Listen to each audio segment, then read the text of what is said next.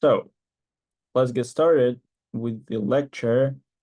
I want to start on time, and while others are gonna join the meeting, we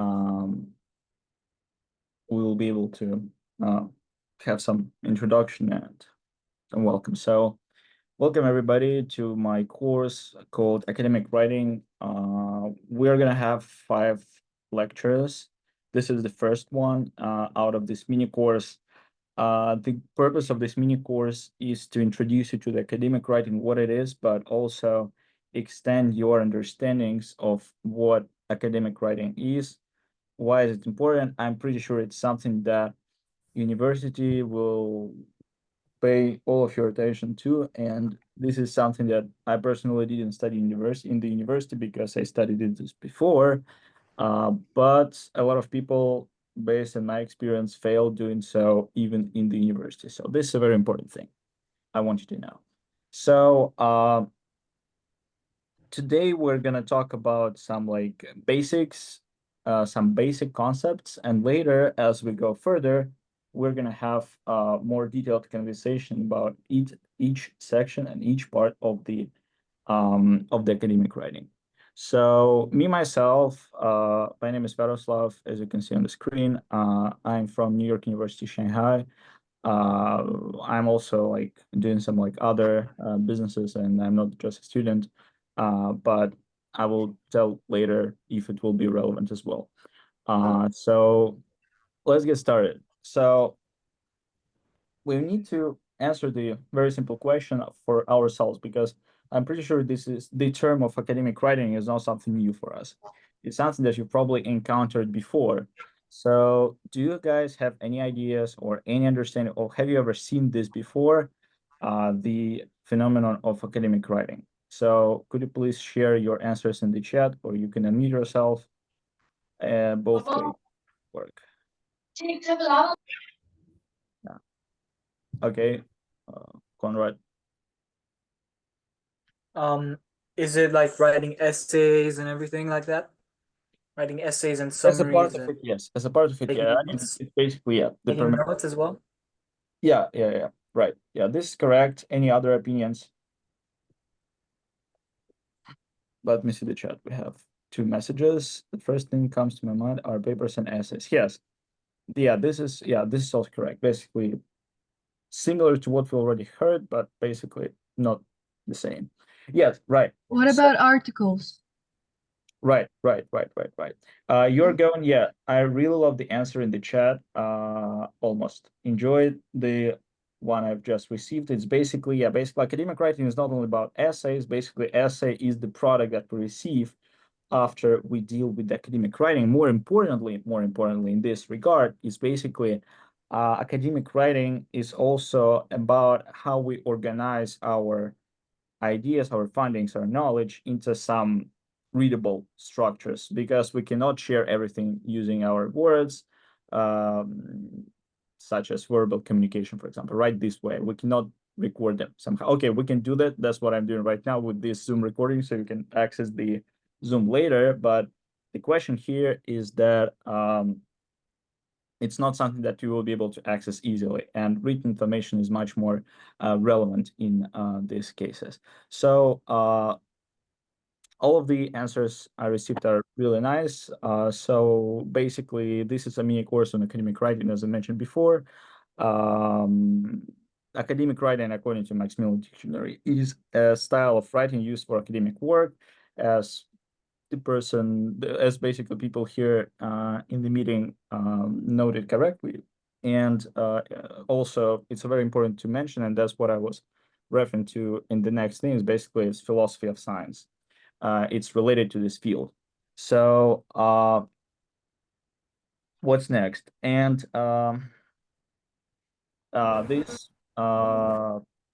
I'm sorry, this course is based on the knowledge I received at the university writing labs during my experience at Apple, and my own experience I have right now in my own company in the US that I established with my friend.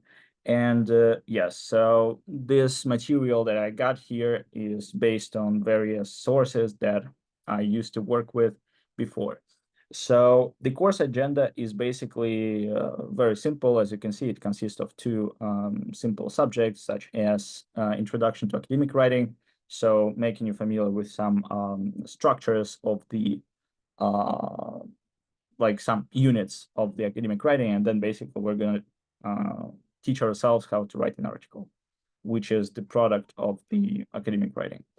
And for today, we have a pretty dense agenda, such as we're going to basically talk about the units of academic writing, such as paragraphs, sentences, editing, and so on. And we're going to start, not finish, not even like being in the middle of it. We're going to just start the editing process, and I will introduce you to some basic ideas of how usually it's done.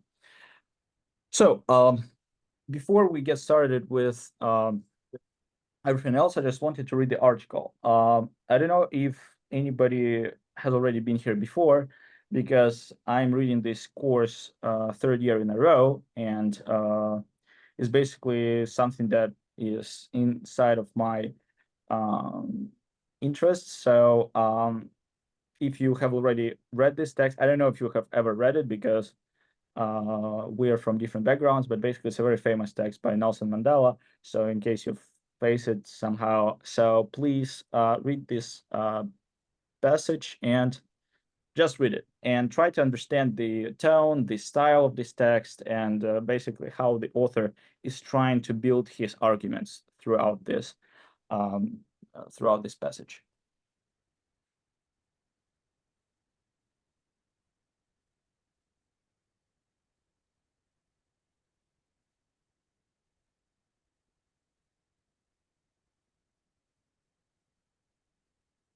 I will give you for this 1 minute. So yes, you have like 1-2 minutes, because the paragraph is not that big.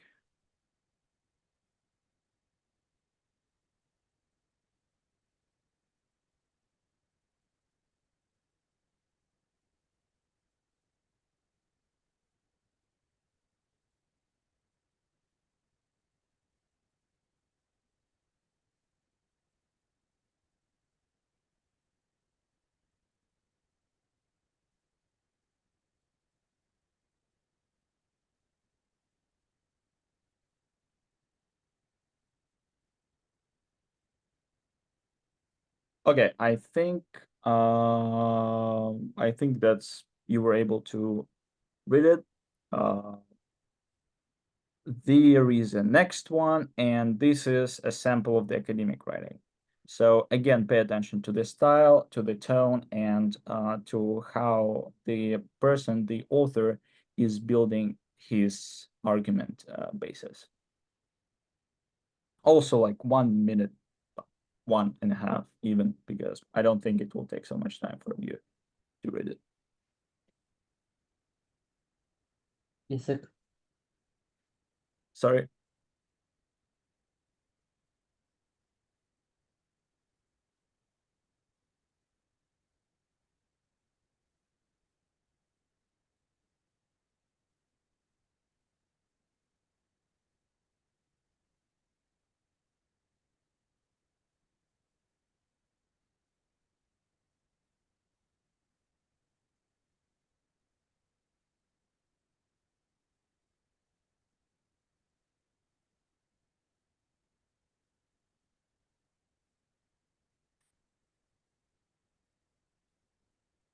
All right, I think you had enough time. So let's revise the following paragraphs that we've read, these two, the academic writing one and the regular writing one. I mean, regular writing one is not something that is regular, because basically this text was aimed to persuade a special audience, such as raise people in South Africa against the like ongoing regime. So to make South Africa independent, but it's not a question right now.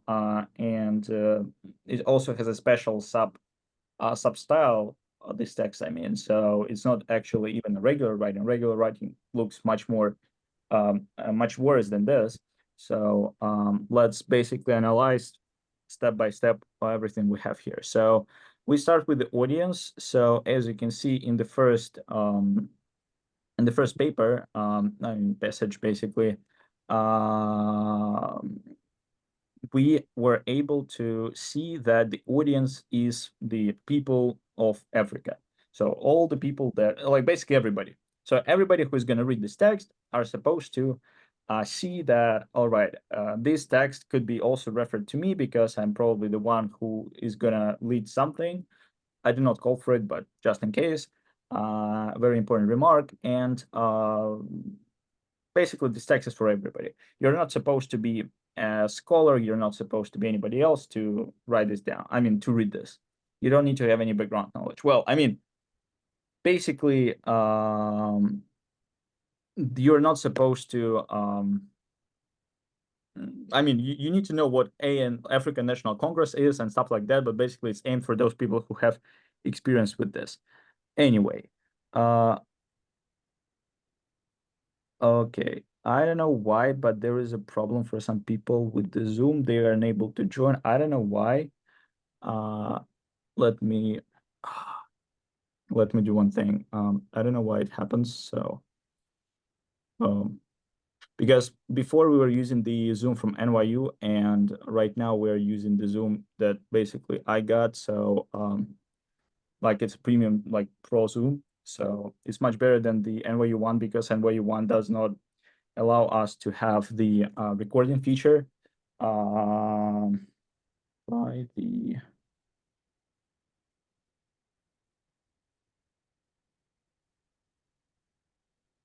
password. Yeah, and so I don't know, it's our first try with the premium Zoom because we didn't have it before. So and speaking of which, coming back to the audience here, as you can see, there is a special audience such as scholars who are dealing with some like mindfulness, all of this mental health beings and all of this, which is their research field. They want to get more reliable and basically more information in general about the area, about the field. So the audience here are those people who deal with the mindfulness, who are scholars in this area, or somehow people who want to do some research in this. Later, we have the tone. Tone is basically the way the person approaches this text. So whether there is any calling for action or no.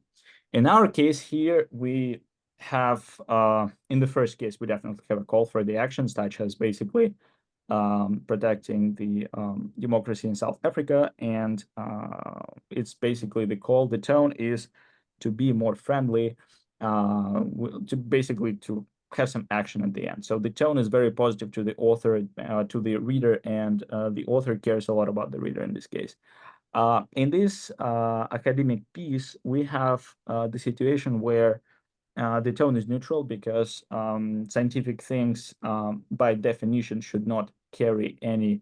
I mean, they still have, but do not carry in a crazy extent the case of having subjectiveness. So they try to avoid these biases and they try to make as objective as possible based on simple, like on straight facts that you cannot disagree with. Next one is the language, which is pretty straightforward in this case, because as you can see here in the first piece, we see that in this case, the language is very simple. It's not supposed to carry any crazy words, any definitions, any terms that are used for a specific field. It's very simple text. It's basically me coming to the audience and talking to them. Nothing special. You're not supposed to carry any knowledge to understand this. It's basically a regular speaking. In this case, it's a little bit different because here we deal with the some smart words such as mindfulness. I'm pretty sure you know about this because this is something that by all means we deal every day with. So, you know, therefore, we need to understand what is the meta-analysis is, what is behavioral therapy, and all of these smart words that we probably don't know the meaning, and we don't need to, because it's not written for us, it's written for a specific audience. Then we have a content. I will not come back to previously, but I think you remember what it was about. Basically, the content in the first case was basically deliver a message. In the second one, the purpose was to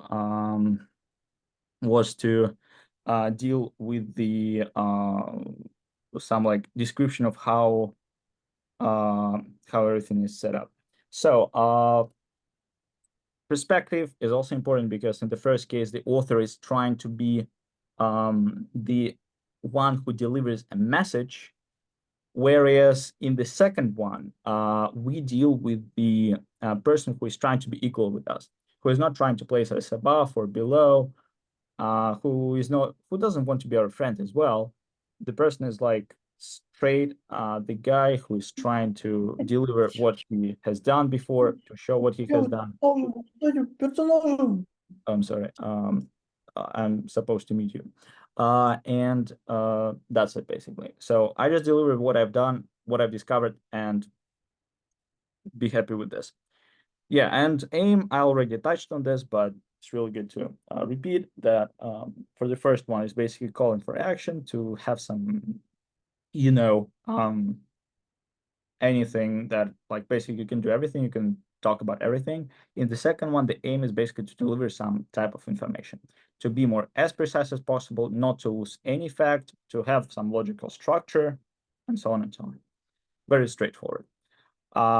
So how can we succeed in academic writing? So here you can see some steps that I personally use myself, and it's pretty useful for you.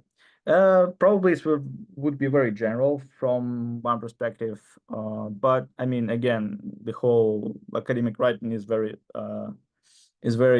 general and very broad, unless you go and start doing something, because and this stage, academic writing becomes extremely specific. So the first step that you are supposed to do in academic writing is basically create a research space. So before writing down something, you need to understand what you're writing about. And create a research space requires you to do some deep work about your topic. You need to basically understand what is the scope of your problem, and within the scope, you need to have, like, let's say, you need to have like basically various like points of this, and you need to unite them, you need to group them inside, so you basically know what you're talking about. And once you were able to define this thing, you go to work out the plan of attack, basically. It's not about grouping, you can also group them, but basically you have a sequence of how you present each of them. Yes. Yeah, I didn't really understand what's meant by the research space. Could you please say it again? Yeah, so thank you for the notice.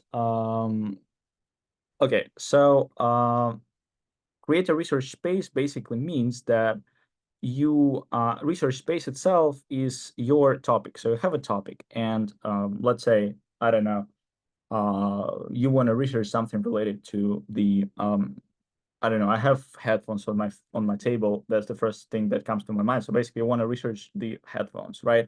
But you have various types of headphones. You have various types of I don't know, aspects you can research in this case. You basically want to do a research of these headphones and their impact on your hearing, or you want to basically do a research of these headphones in regards of what type of waves you need to use to have a better communication between the phone and my headphones, so that I don't have so many compressions. My music is not compressed. I mean, it's still compressed, but not severely compressed, and I do not lose the quality. So you list all of these things in your research space, so called, and you try to understand what you want. And after having, let's say, so many aspects, after basically collecting all the facts, you sit down and say, hey, okay, I have this, This I will probably like cross out, and out of this, I will end up with some 2 or 3 concepts that I would probably use. So research space is basically what you're trying to research. You basically write down a framework for yourself in this case. This is what's called a research space. You try to come up with the research question, you try to come up with the methodology of this, and stuff and stuff and stuff. To some extent, creating a research space is related to this plan of attack.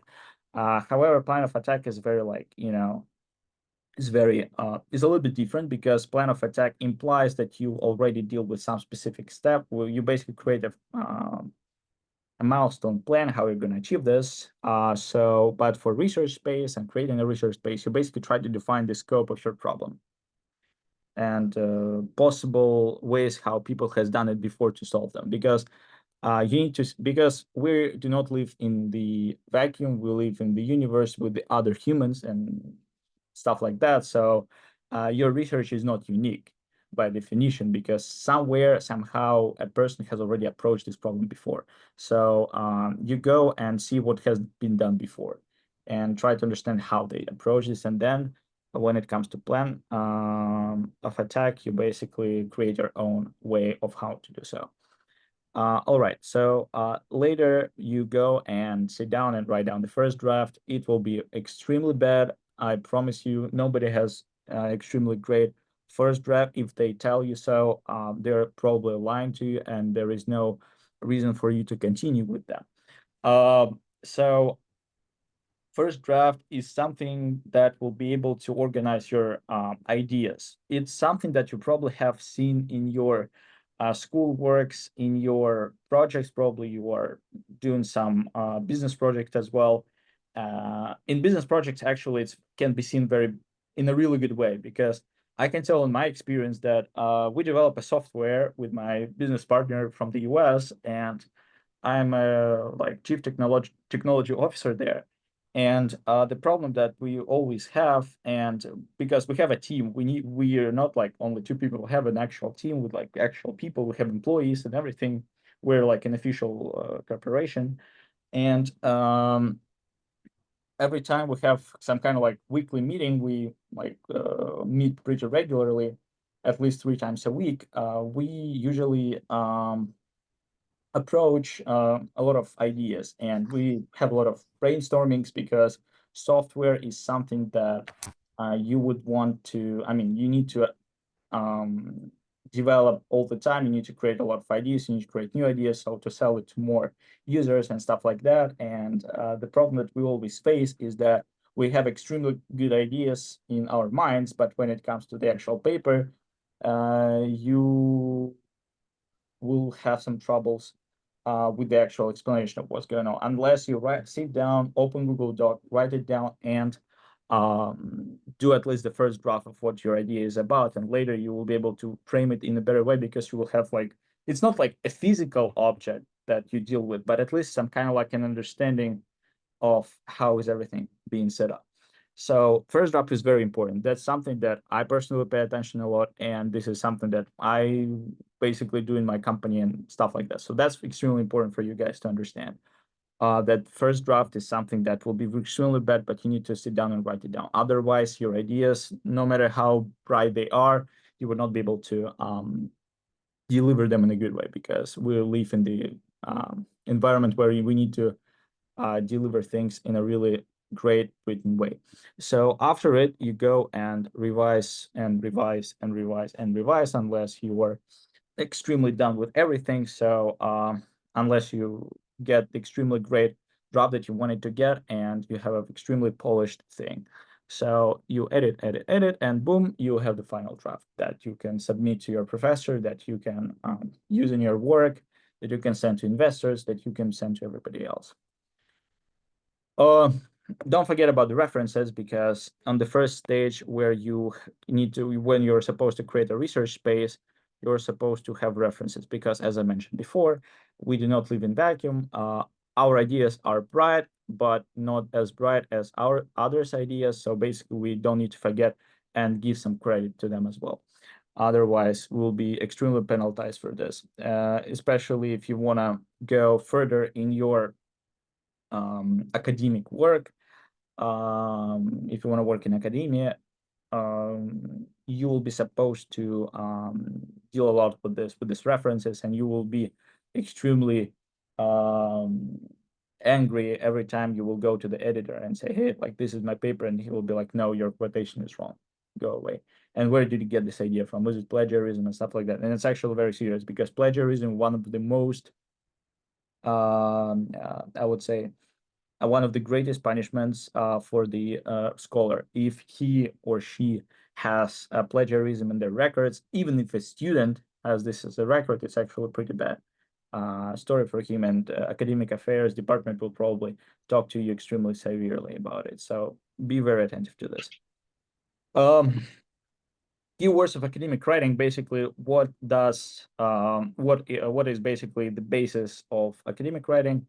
The first and foremost is critical analytical thinking. So if you cannot think critically, if you cannot think analytically, you will probably not go to college, and probably would not go to academia even more. And definitely you would not deal with academic writing. I mean, you think so, but to some extent you will do, but you would not be supposed to write anything if you do not have this skill. Next one is structure and well-supported points. So yes, you can think critically and analytically, but again, once you think, you need to structure your ideas. Otherwise, if you do not structure them, it will be extremely a bad story for you.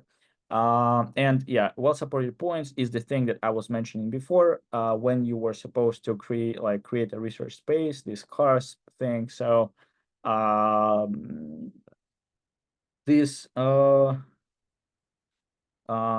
things would be well supported, means that you get it from the sources. You basically have some basis how to create, and you have proofs. Basically everything that comes up here is related to the proofs. And then you have the logical development, because once you create the structure, you need to basically connect each other between, so they have some kind of like connection with each other, and it has some logic. Otherwise it will not be readable, because you need to care about your reader. This is actually a very controversial statement, and I will explain you why right now. Because we have different approaches in different countries. And for example, in the English-speaking environment, they care a lot about the how can I put this? They care a lot that you need to care as an author what your reader is reading. However, in another countries, I would say in Eastern Europe and in Asian countries, author is not the one who carries the responsibility of the text understanding, of your passage understanding. No matter where you are, in academic writing, in some creative writing, it doesn't matter, it's the same basically. And you as a reader carry the whole responsibility to understand what the author wanted to say. So it's just different approaches. Which one is correct? There is no answer. Every approach in this case is the same, because in the first case, we have a lazy reader. In another case, we have a lazy author. I think it's the same. It's my personal opinion, but I think it's the same. So next we have grammar. And well, I mean, grammar is important. I will not comment on that. I think it's pretty obvious point. And evidence-based arguments is basically something that I was talking before, related to well-supported points. And after you need to do a really good planning of your actions. Otherwise, you will face into troubles. So we've gone through the first point of introduction. Now let's come to paragraphs. Paragraphs is something that give you structure. So you put paragraphs that basically create the structure, the one I've mentioned here with the second keyword for academic writing. So paragraphs should cover at least one idea or one aspect of the idea, if your idea in case is complex. So do not put so much in paragraph, because sometimes, yes, you will definitely see that paragraph can be big, But honestly speaking, it probably could be one sentence or two sentences, three sentences, because you need to have, I will talk about it later, but there is a special structure of the paragraph that you need to follow yourself. So also, yeah, that's actually what I was trying to approach before. A paragraph consists of a topic sentence, that's the first one, number of support sentences. It can be like 1, 2, 3, it doesn't matter. Shouldn't be too long because it will be too boring. It's better to split your argument in two and display as two paragraphs instead of having one. And some optional concluding sentence. It doesn't matter whether you conclude or not because conclusion is located in the topic sentence. You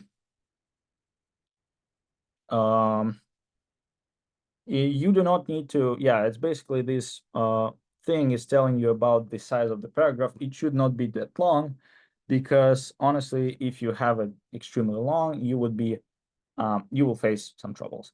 So try to be as concise as possible. Not extremely short, but not extremely long. So let's see, what do we have here as the paragraph? Like what paragraph structure do we see here? So you can read this article and we will go further with this. So read this and try to see where is the topic sentence, what is not a topic sentence. I mean, I think pretty obviously the first sentence is the topic sentence because it makes sense that the first sentence would basically describe the overall idea of the text. Read it and later we're going to discuss it in more details. Again, as usual, I'll give you 1 minute.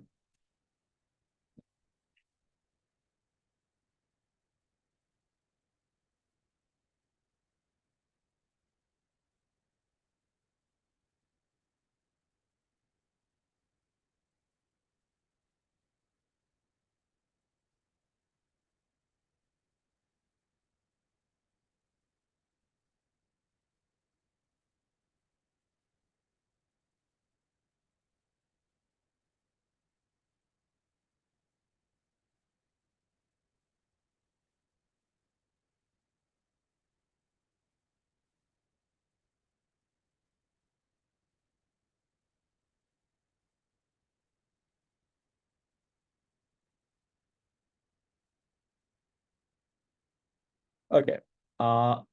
Next one, it's a very small piece, but it's the continue of the previous text, so please finish it as well.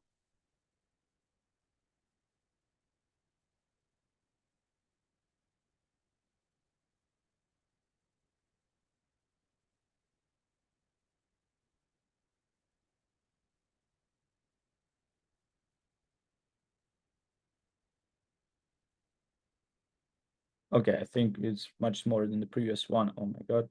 So, yeah. So the first sentence, as I mentioned before, is the topic sentence. What is topic sentence? So, the specifics and basically the key criteria of a topic sentence are the following. So it carries, as you can see from the title, a topic and controlling idea of the overall passage.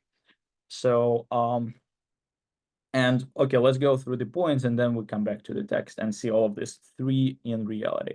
So, topic or controlling idea, the most general sentence in the paragraph, so it does not carry any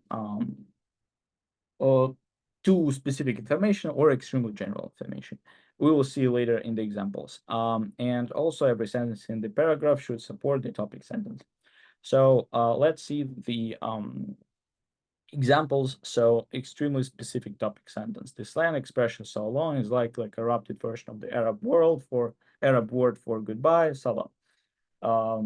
Too general. English has been influenced by many languages, right? So from the first sentence, we see that the sentence itself already describes a lot of aspects of the slang expression, and it gives some, I would not say it's useless information, but you can basically tell it later in the paragraph. Yes. Hello. I just wanted to say that salam in Arabic means hello. I'm sorry. My bad. Does I mean goodbye, so it means Ah, both of them. I'm sorry. Means I goodbye. will make a correction to this. I'm sorry. It's my bad. So yeah, thank you so much. See how very important to have somebody who speaks this language. So yes, in this case, we also have the details such as the Arab word and basically this Arab word itself. And this is something that we do not basically we are not interested in the topic sentence. Later in the paragraph itself, yes, but in the beginning, we want to have a more general idea, not that specific idea. So here into general, we have, I mean, something that we do not care about, such as like English has been influenced by many languages.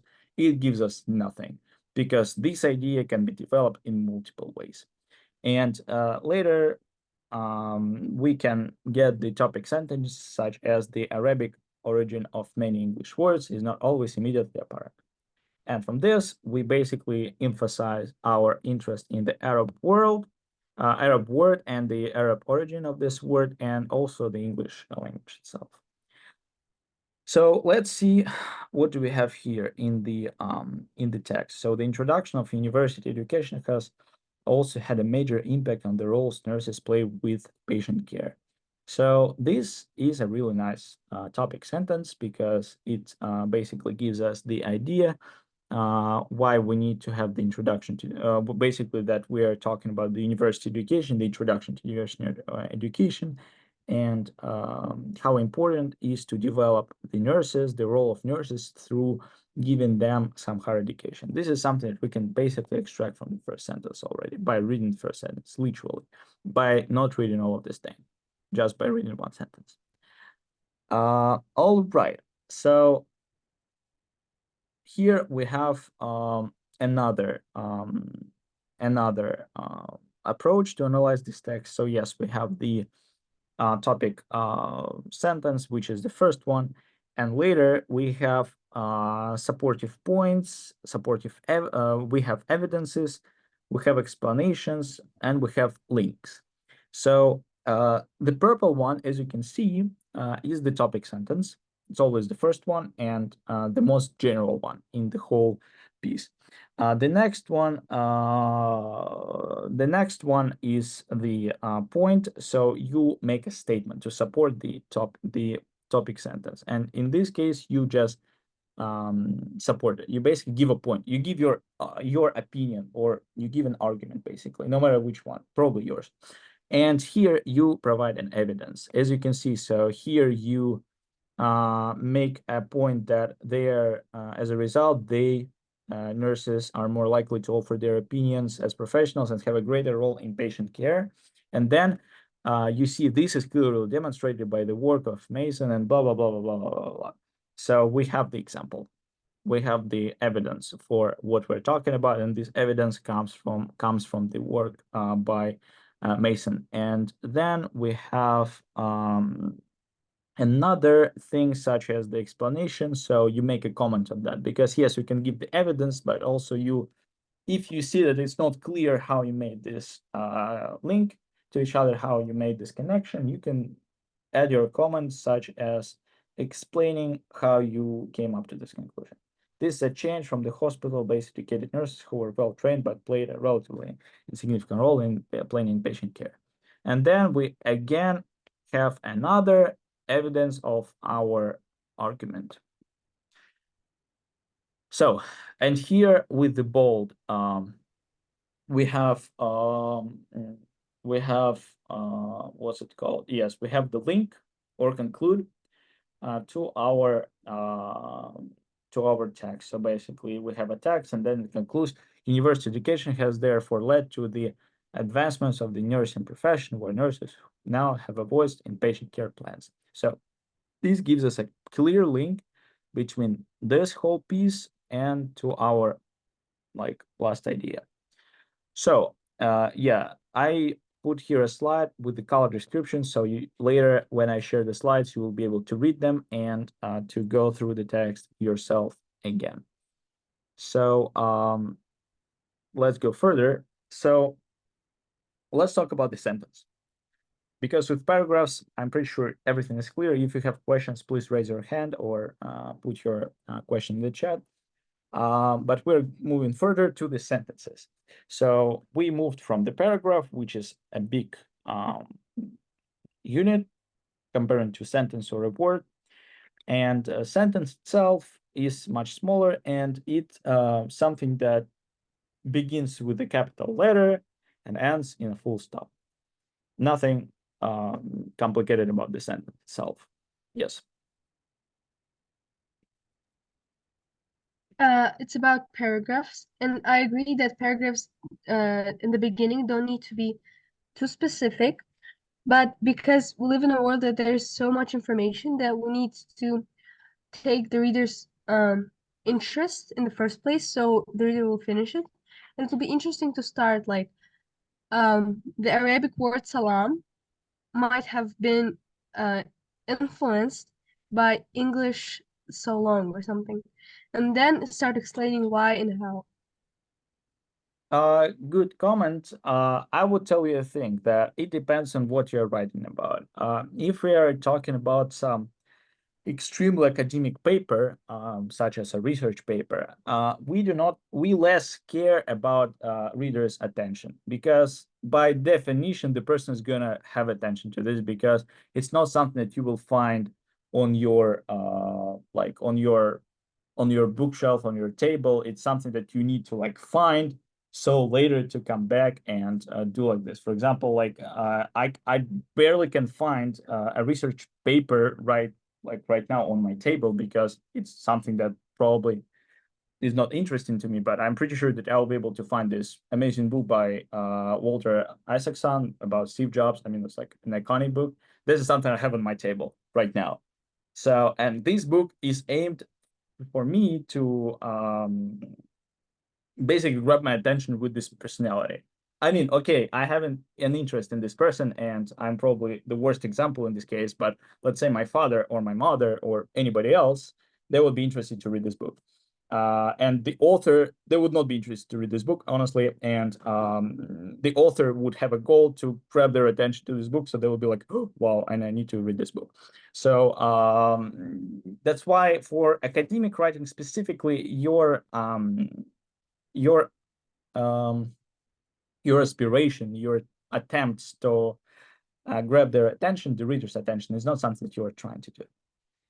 You are basically trying to be more logical, that you have a structure that is easy to read. Your goal is to make something really easy to read for the people, so they can basically go through your paper without reading everything, because agree that by reading all of this, you will take so much time, right? And you will be supposed to read the whole paragraph in order to understand what's going on. But you can read only one topic sentence and to understand everything that's going on here.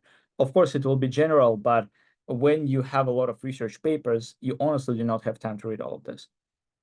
And you will probably read something key, and when you have this key, you will probably go later and go to more specific things, but you will be doing it on purpose. You will not do it like at the first step. That's why I was talking before about the plan of attack. You need to basically see what your arguments are, and then look for the proofs of your hypothesis that you have to, like, your research question, basically.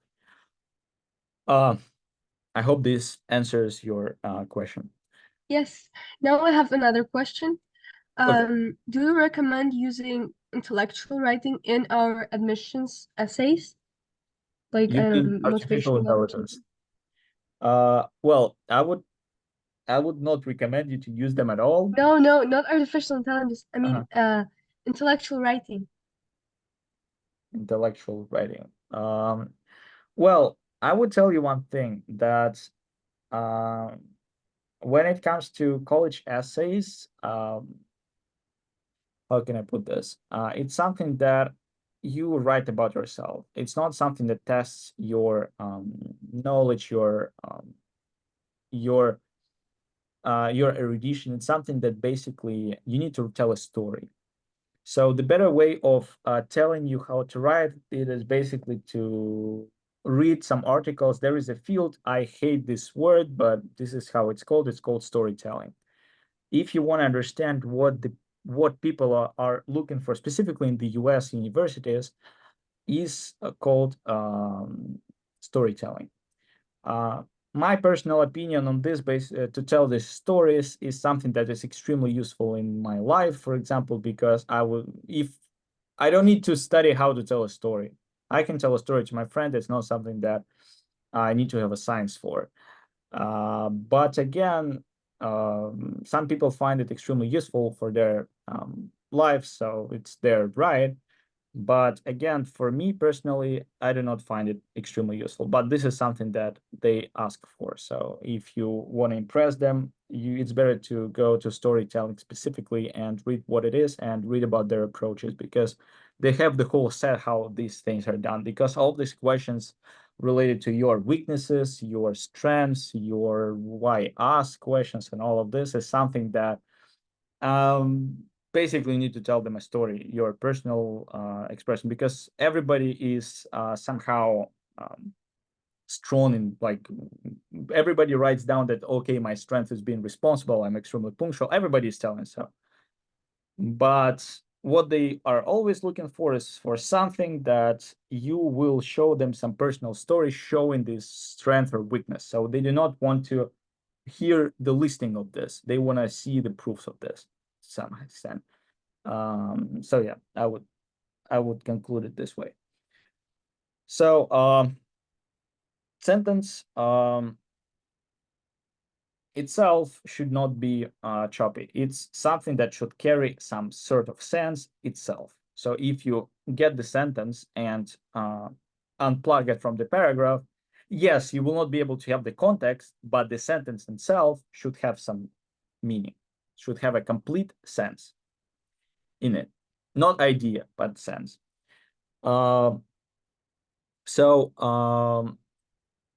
When you write down a sentence in the academic writing, you have to avoid the usage of your pronouns, such as I. So I have discovered. No one cares what you have discovered. And I mean, like, that you have discovered this. Basically, everybody is saying that, like, we've discovered, like, basically it was discovered. So something that is very, it's a third person, because as I've said before, when we were discussing the regular writing and academic writing papers, we deal with the situation where you do not put in, like, you do not put yourself on the front like line as an author. You put yourself somewhere behind, and what you put up front is your ideas, what you have as the what you have found as a researcher. This is what is interesting in this paper for the reader, but not what you have found. I mean, like, this way of saying that, oh, I have found, basically you put yourself in the first place. What's more important is what you put to the reader. So that's why it's better to frame your sentences such as this essay discusses the importance of blah, blah, blah, blah, blah. This research shows that blah, blah, blah, blah, blah. It could be said that. So try to avoid the usage of I, try to use the third person. And you need to consider your use of tenses, because this is something that people have troubles with. So as you can see later, you basically need to be clear about whether you're discussing something that happened in the past or something that is having an impact upon the present. So Smith argument illustrates that. Freud theory supports the view that. So everything should be in the same, like, tense, because yes, we have different framework, 10 years difference, oh my God, but it should be in the same sense, because we do not care about the time it was created. We care primarily what was created, what was invented, what was established, what was found. Another one is you need to use the appropriate language for your audience and keep the purpose. So it should not be extremely formal. So it's not the legal document where every comma, every period, every letter, every word is extremely regulated. In this case, you just need to, you don't need to be complicated, but still you need to have some sort of formality in your writing. Next one is you need to avoid some of the, I would say, writing features that we have, such as contractions don't, can't, it's, should, because it's just not acceptable. It's not formal, it's informal. I have seen actually before in some of the papers that scientists, they start to use all of this like contractions in their papers, but again, it's individually and it's like only in selected papers. In general, if you take a random paper, you will not see none of this, because the publishers, all these journals, scientific journals that are dealing with the research papers, they do not have this. They basically ban this and ask the authors to correct this misusage.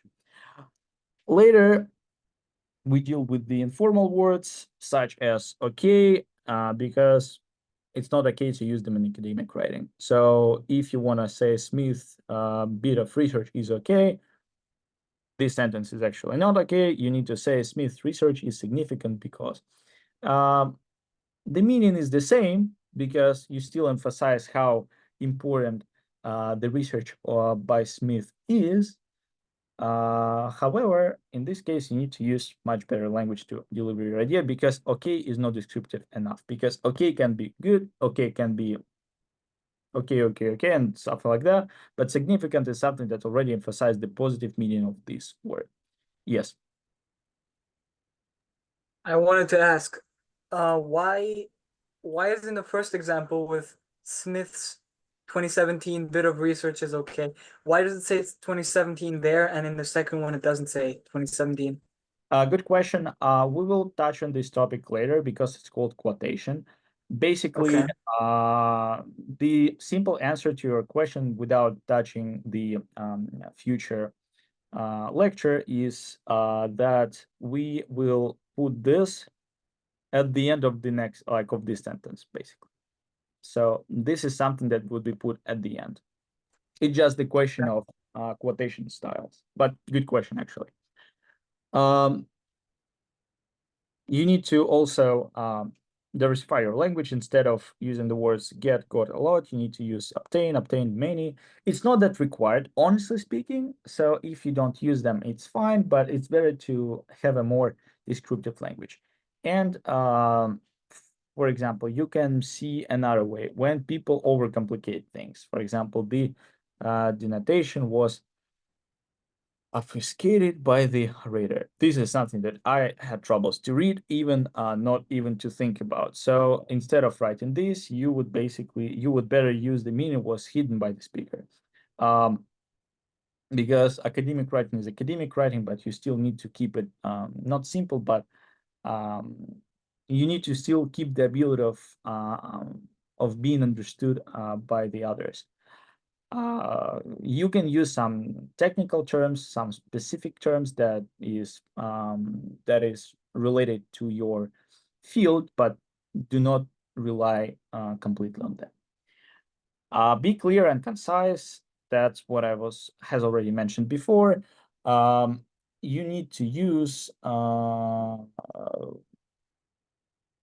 because the way you're going to deliver this, the way people will understand this. Some words carry different meanings. For example, the word okay that we've seen before can carry various meanings, such as good, such as I don't care, such as almost bad. You know, you can have different understandings of the word okay, right? So in this case, it's more complex because we have different two words that basically describe two similar things, but For example, crusade has connections of a battle and is more aggressive in tone than the word campaign, whereas campaign is more considered approach. So it means that you have a more detailed planning of everything. So yes, make every word count. So do not try to describe everything in your paper, because you cannot give definition to every word that you put in your sentence. For example, the theorist called Sigmund Freud wrote a significant piece of work called On Narcissism, which also available inside into something. First of all, there are two things in this sentence. The first one is, as you can see, we have extremely crazy amount of words that can be excluded, but also we have some estimations, because no one cares whether these insights are valuable or not, because valuable insight is specifically your estimation. In this case, the best approach would be basically saying which offers insights into, because what is more interested in our case is not our estimation, our opinion about this, what types of insights they are, but what insights are, because we need to leave a space for other researchers to interpret this idea differently. So we just need to give them a fact, and what to do with this fact, they will decide themselves.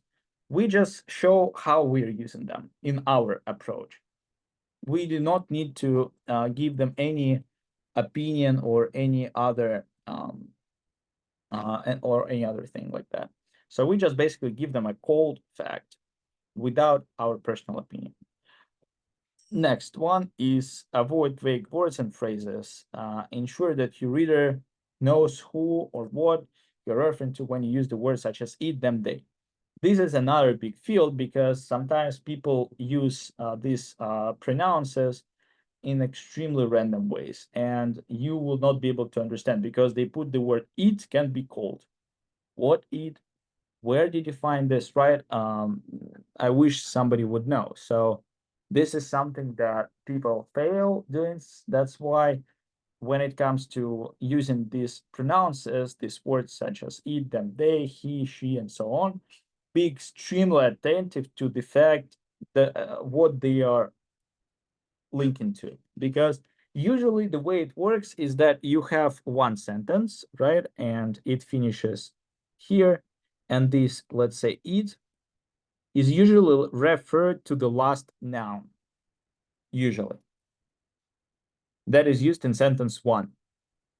That's why you need to be extremely attentive to the way you use them, because you don't want to fail, right?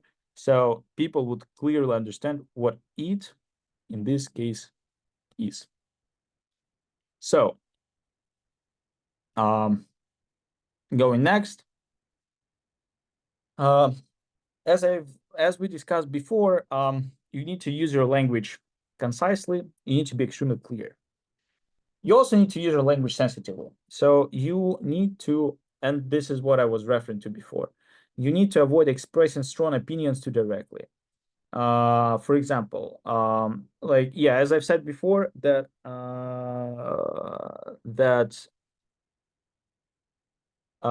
you cannot put your estimations. So as you can see, objective way.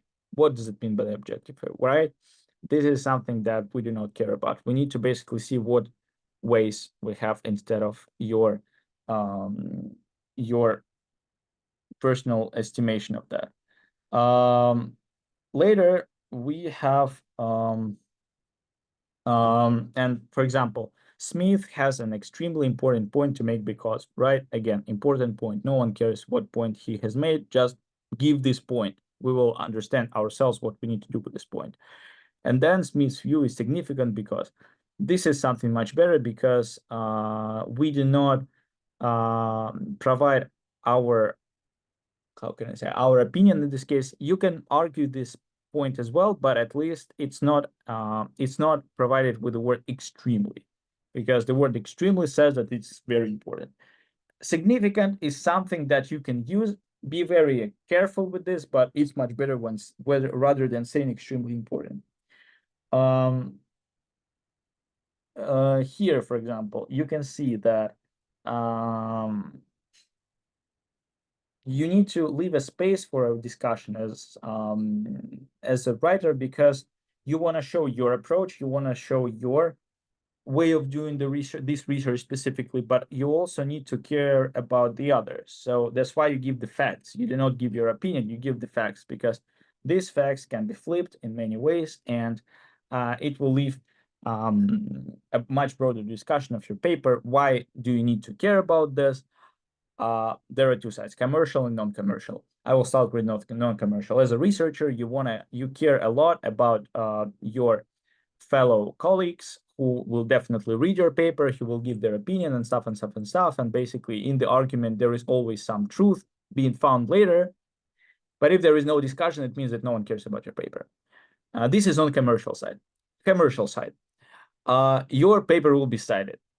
And this is something that you need, because the more citations you have, the more the broader audience you have, the much more demanding professor you are, the much more money you have at the end, and your salary is much higher.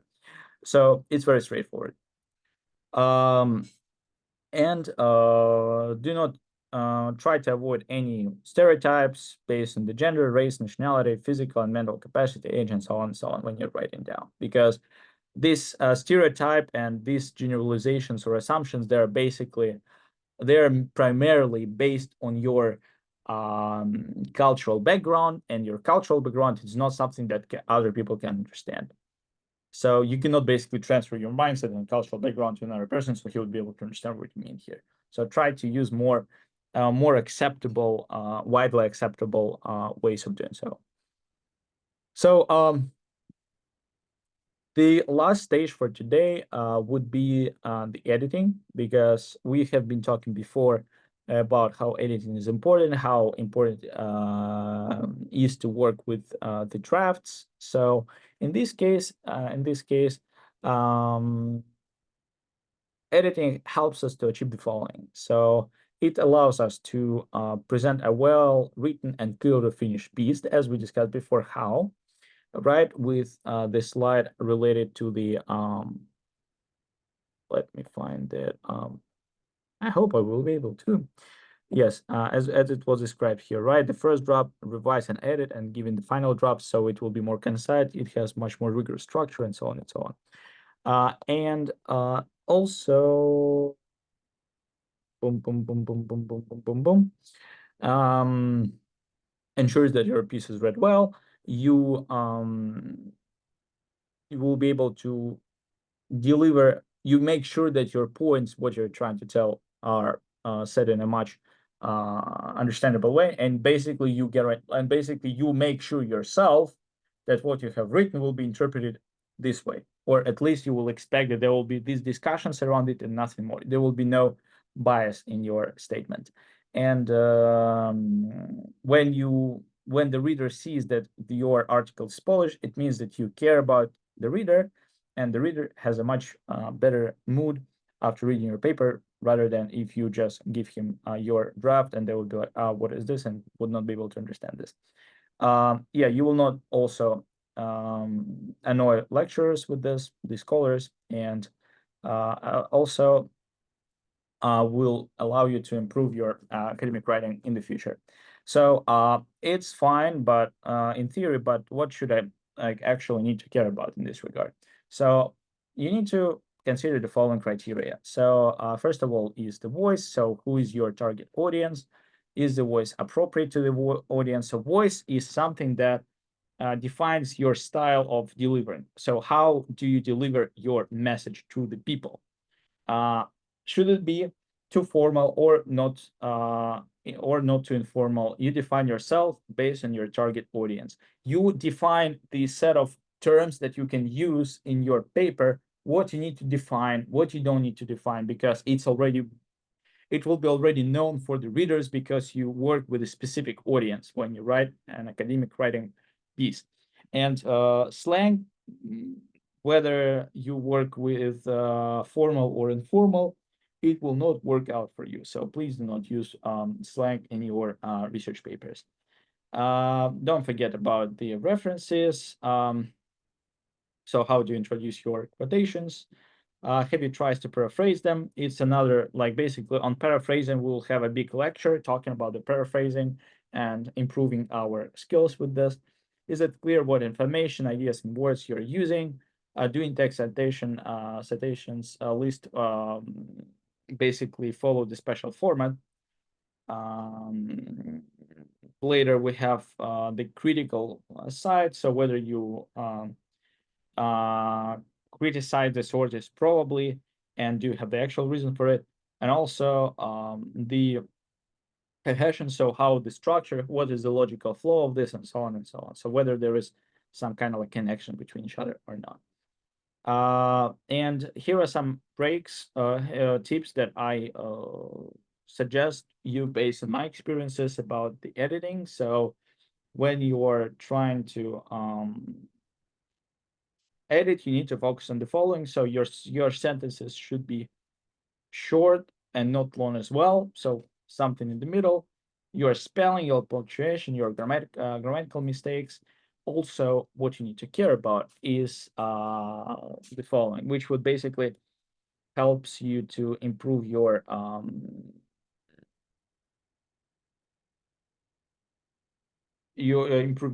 readability. So first of all, take a break.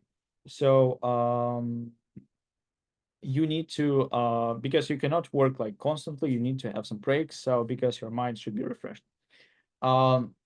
You need to read out loud what you have, because when you read it out loud but not inside your brains, you will be able to hear your idea much better.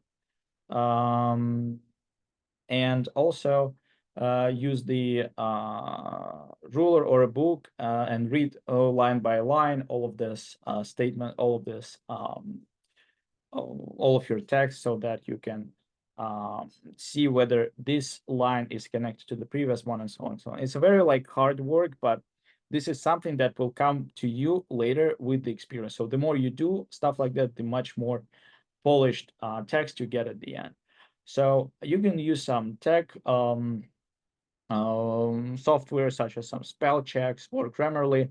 I discourage you, and yeah, basically I will write it down here, that you cannot use AI for this, because this is something that will put you in a very uncomfortable situation with plagiarism, because this will ban you forever from college admission. Not forever, but like it will have a really negative record on you in the universities we are applying to. So because they keep this essays, they keep your application, no matter whether you are rejected or not, they still keep this record.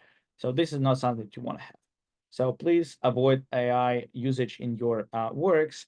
You can ask your friend, preferably a native English speaker or any other who has some critical thinking, because language is not everything in your case. So ask somebody to have some other perspective on this, whether he understands what you're delivering or not.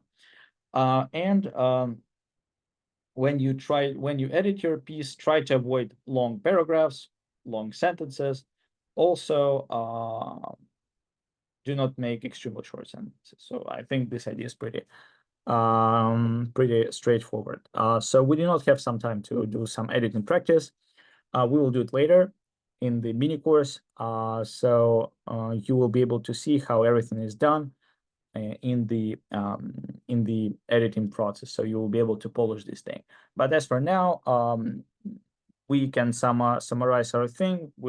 That's when you polish your essay, it's an extremely prolonged process that requires a lot of time by revising and editing your piece, but it's something that will give you at the end a really extremely beautiful diamond that you will be not ashamed to show to somebody else, to share with the university, to share with the admissions committee, to share with your employer, and stuff like that. So thank you so much for your time. If you have some questions, you're all feel free to ask by raising your hand or drop it in the chat. Yes. Okay, so I had a question. Can you please go back to the slides, like 2 or 3 slides behind? Which one? It was about no AI. Can we check our essay with AI? Well, yeah, like me myself, I'm extremely skeptical to AI. So you can ask AI the opinion, but AI will give you suggestions, and this can be a trap at the end, because basically your AI suggestions will be AI suggestions. But when you will edit your text yourself, you will think that these suggestions comes from your mind. And the way that plagiarism checkers work, they basically are able to define whether this idea has, it has like various ways how to check, and one of them basically can see whether this structure is AI based or not. And it's a much more complicated algorithm to describe, but basically it can put you in extremely trap that you put yourself in. So I would not suggest you to do so. Where you can use AI is basically, your essay information may be used as well. Yeah, this is correct. Yes. So it's not perfect.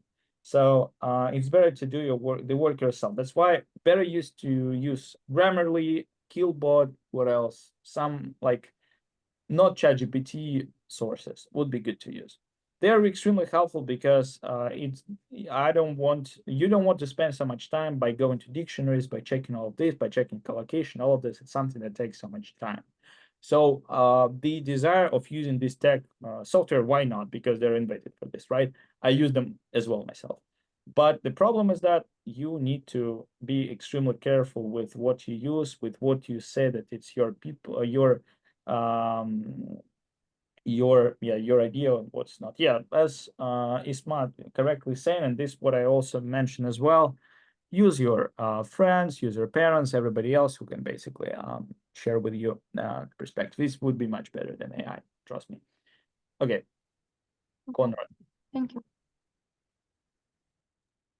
Yeah, I wanted to ask, how about using ChatGPT for spelling check as well, It's or fine. organizing information, not actually writing the whole thing from zero?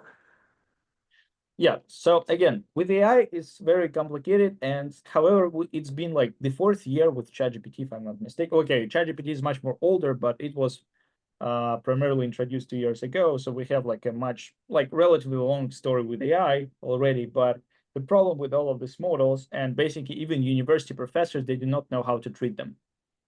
Like at NYU, I can tell you specifically that writing faculty, they do not know how to consider your ChatGPT usage. Yes, they created some kind of like resolutions, how they treat them, but again, these resolutions, they have extremely biased opinions, and it's a very biased resolution by definition, because it's not your idea at the end, but basically this is something that you created yourself, so it was just edited by the AI. So that's why I would personally suggest right now at this stage, when we don't have complete systems, or complete legal basis how we treat AI, not to put yourself into these troubles. So AI is good, but until you have some, unless it will rephrase your ideas.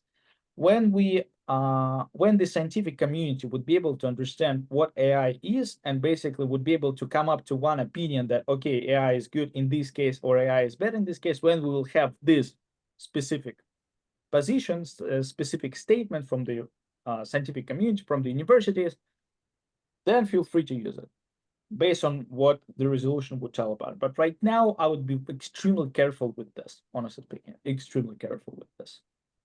Because Okay. some nations committee, they would accept this, some of them they would not. At FGS, we're extremely strict about this. If we check all of the essays on AI, and if we see that there was AI used, we reject this, because the question that we have, you need to understand our side as well. It's not because we're extremely crazy guys that against the fine. No, because you cannot know whether this person actually wrote this essay and then edited on AI, or the whole AI wrote this essay. We don't know. We cannot check this, right? That's why in order to avoid this problem, we try to basically, like, if you try to not use AI right now, because nobody knows how to treat this, because it's really hard to check whether it's your idea or not, or it's AI. If it's AI idea, it's AI idea, it's not yours. So it's very tricky in this case.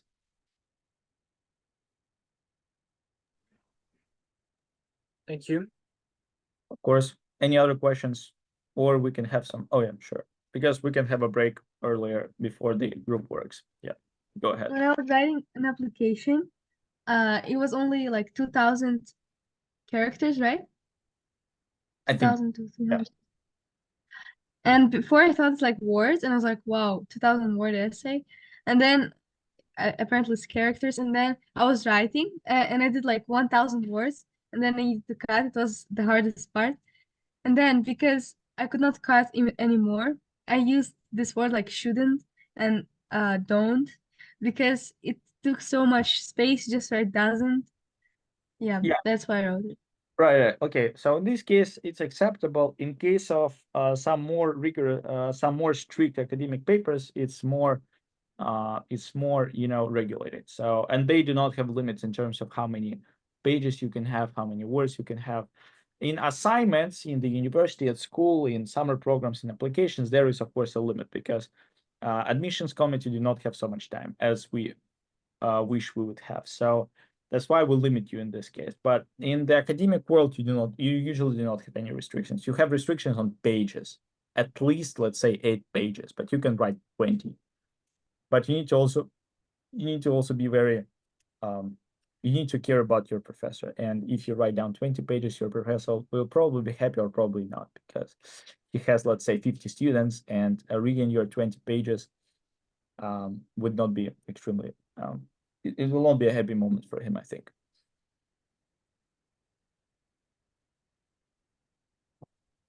Yeah, I mean, yeah, we can ask any questions.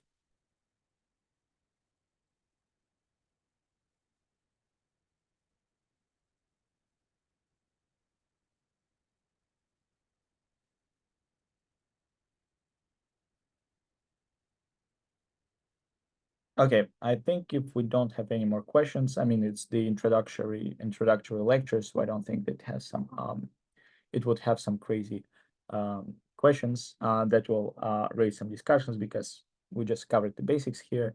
So we can finish on that and have 13 minutes break, actually 12 minutes break before the group work session. But I think Jofi would be able to work on this in a more efficient way. I mean, like, to introduce this thing more.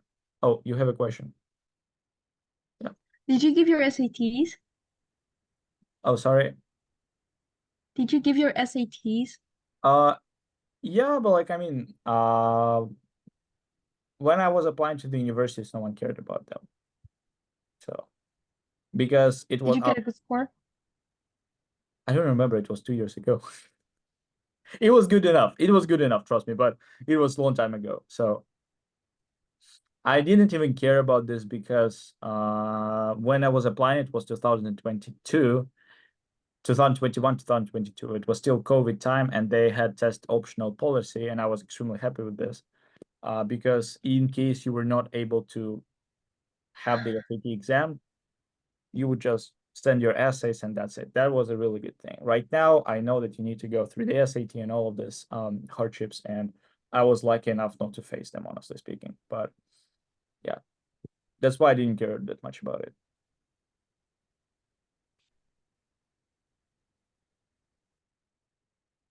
Yes. Cindy, right? Thanks for the lesson. I have a doubt about this. For example, in a scientific paper, it is generally recommended to write in the third person to maintain a formal and objective tone, as you mentioned. However, when describing methodologies, for example, it might seem awkward to use third person constructs, such as, for example, The researchers wore gloves to maintain sterilization conditions.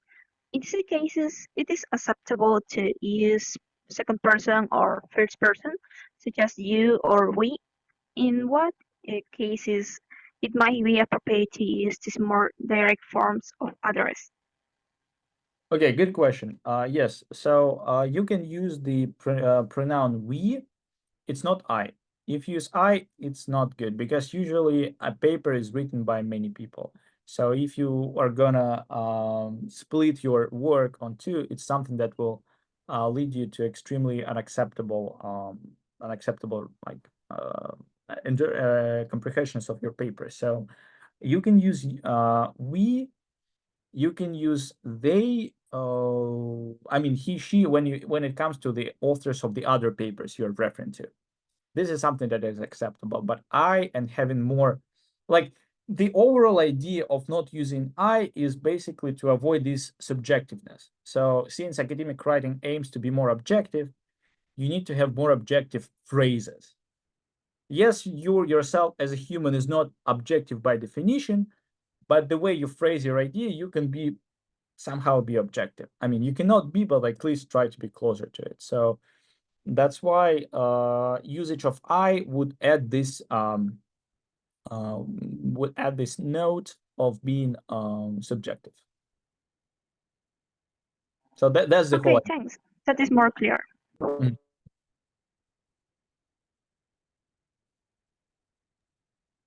Okay, so I think if we have nothing else to discuss, we can go to 9 minutes break and wait for the next section, right? Which is group work, if I'm not mistaken. So thank you very Yeah, much for yeah. listening. Nice audience. We will have 4 more meetings. So see you probably in 9 minutes. I think so. Yeah. Yeah, thank you. Goodbye. Thank you. Goodbye.